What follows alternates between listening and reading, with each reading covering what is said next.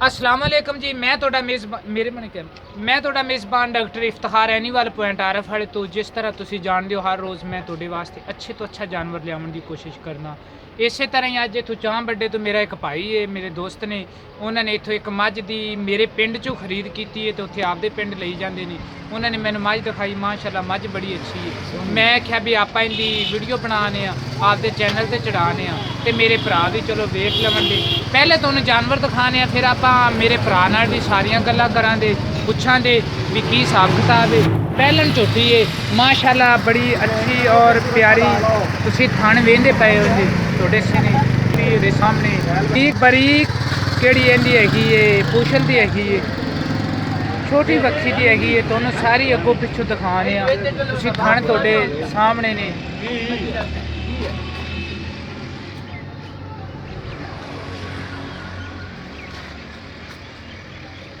इधरला भी सिंध दिखा थोड़ा जा माड़ा जा मूँह तुम। माशाल्लाह शरीफ है बिल्कुल। असी बाजार दे विच ठल्ली हुई है तो आपदा बाजार दे विच खड़ी है। शरीफ का नाम लिया उन्हें भी। दोवें कालियां अखां हैगियां ने, माड़ा जा पर दोनों कालियां अखां ने। अगों पिछों तुहानूं सारी वहावां दे माड़ा जा रोकी जा रहे हैं।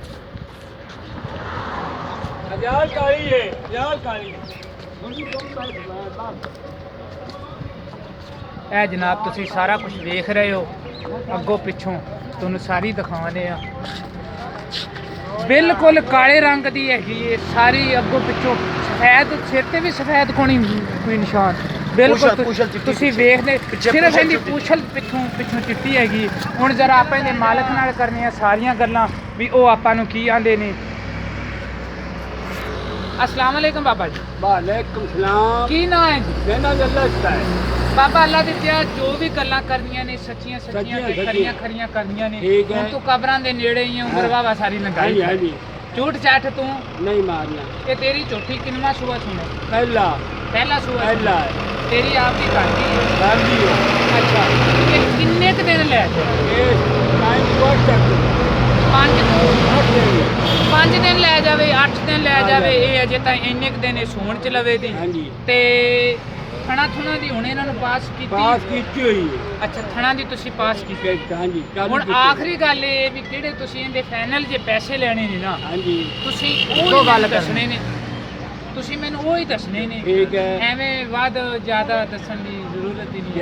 जायज़ ते किन्ने पैसे है इसदा 2.5 लाख नहीं थोड़ा जिहा 2.5 लाख प्यार मोहब्बत किवें करेंदा कोई थोड़ा जिहा चलो 10 कर देना थल्ले थोड़ा जिहा 5 और कर देना अब 5 और कर देना 2 30 रह गए। 30 रह गए।